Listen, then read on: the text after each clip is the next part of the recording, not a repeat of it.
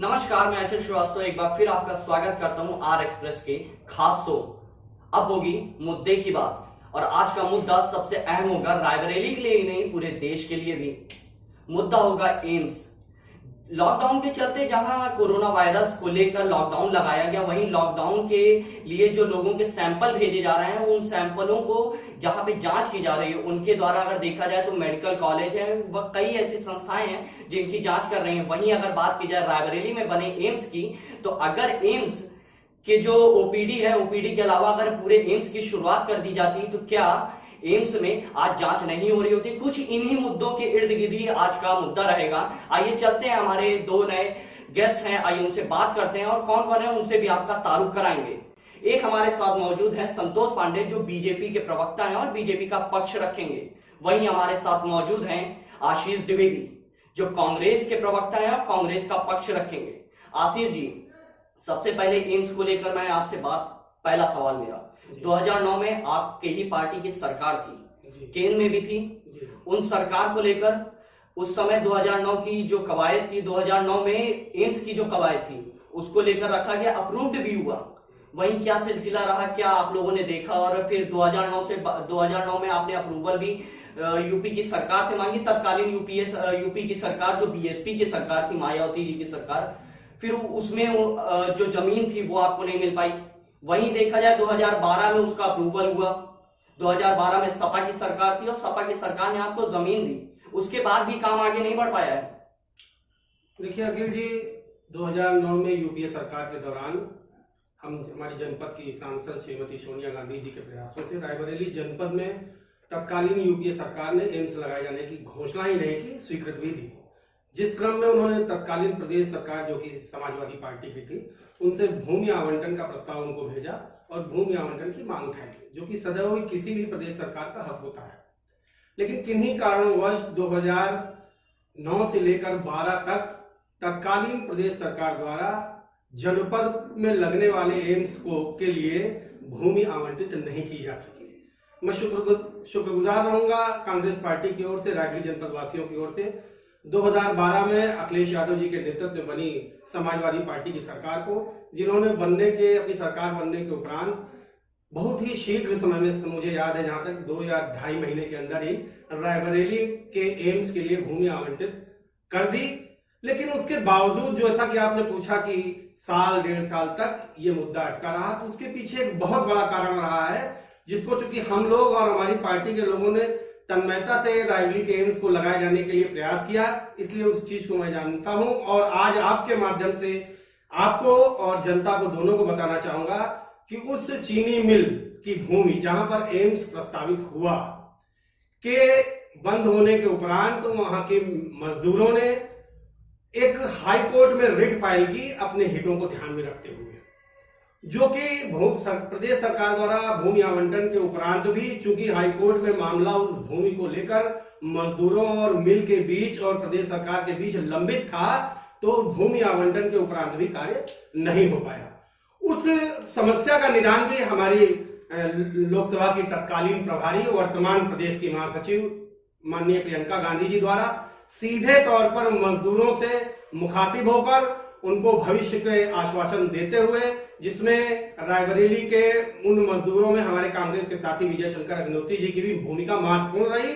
उन सब लोगों के प्रयास के उपरांत उस मुकदमे को इन लोगों ने वापस लिया, उन मजदूरों ने, तब जाके वास्तविक रूप से उस भूमि अधिग्रहण के मामले का निस्तारण हो पाया। आशीष जी, रोकना चाहूंगा, संतोष जी के पास चलते हैं। संतोष जी, आपसे सवाल, क्योंकि सत्ता आपकी है तो सवाल भी आपसे होगा। इस समय सरकार आपकी है और एम्स की सिर्फ ओपीडी चल रही है, क्या कहना चाहेंगे? अगर ओपीडी के अलावा पूरा एम्स चालू किया जाता है, यानी मेडिकल की भी सारी सुविधाएं स्टार्ट करें मेडिकल स्टडी से रिलेटेड, तो क्या आज जांच नहीं हो रही होती? सरकार आपकी है।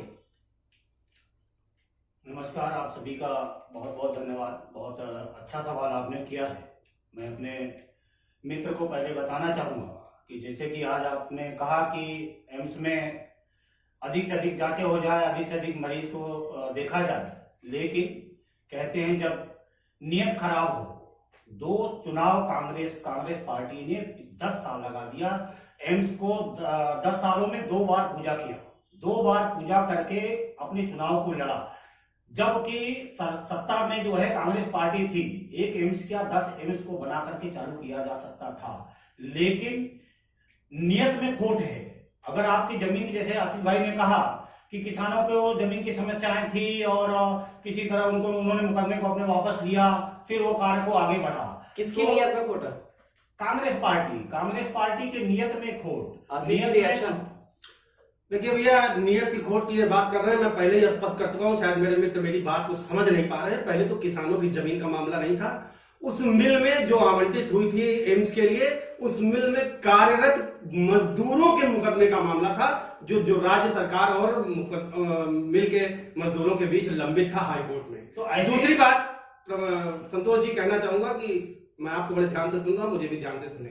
दूसरी बात मैं बताना चाहूंगा, जिस नियत की खोट की और 10 साल की सरकार की बात कर रहे हैं, 2009 में घोषणा होती है, प्रस्ताव पास होता है, तत्कालीन प्रदेश सरकार को भूमि आवंटन के लिए बात की जाती है।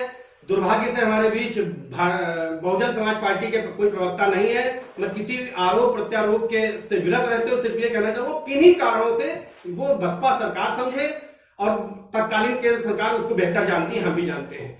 समाज में बहुत सारी तरह की भ्रांतियां हैं कि क्यों नहीं वो पास हुआ, 3 साल नहीं पास हुए। 2012 में अखिलेश यादव जी ने तुरंत भूमि आवंटन किया, 1 साल के अंदर मजदूरों के विवाद का मामला सुलझाया गया और 2012 के समाप्त होने से पहले ही उसका शिलान्यास भी कर दिया गया। हमारी नियत में कहां खोट है? 1 साल के कुल वर्षों में 9 में घोषणा हुई है, भले ही 2004 से यूपीए सरकार थी, लेकिन तमाम सारे मुद्दों के बावजूद रायबरेली एम्स की घोषणा 2009 में हुई।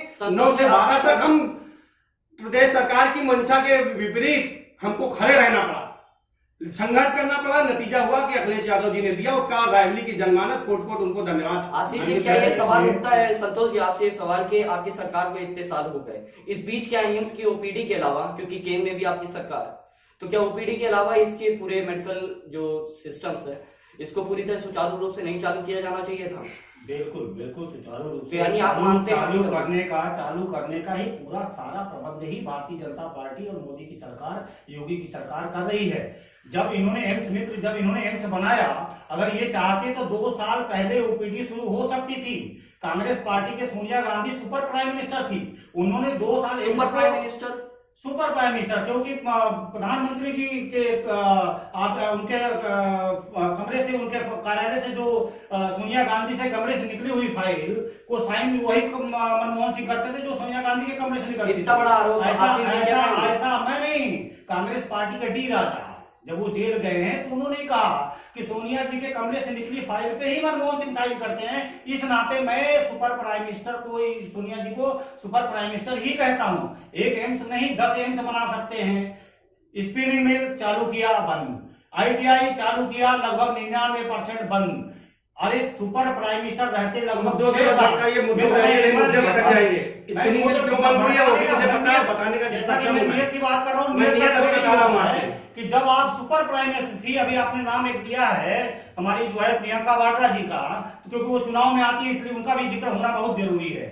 ये आपके जो है क्या कहते हैं, इसी ITI के ठीक बगल में सीना टेक्सटाइल खोला गया, लगभग 4 से 5 हजार मुद्दों से इतर जा रहा है। मैं मुद्दे पे आऊंगा, एम्स की बात हो रही है, एम्स को लेकर एम्स के बेड की बात करेंगे। आशीष जी, कितने बेड आप लोगों ने प्रस्तावित किए? 966 बेड यूपीए सरकार ने, मुझे कहने दीजिए, 966 बेड, 14 करोड़ से अधिक का बजट, 1400 करोड़ से अधिक का बजट तत्कालीन केंद्र सरकार ने रायबरेली में पास किया था। 2014 में मोदी जी की सरकार आई और उन्होंने इन बेडों की संख्या 366 घटा दी, 600 बेड का बजट इन्होंने पास किया।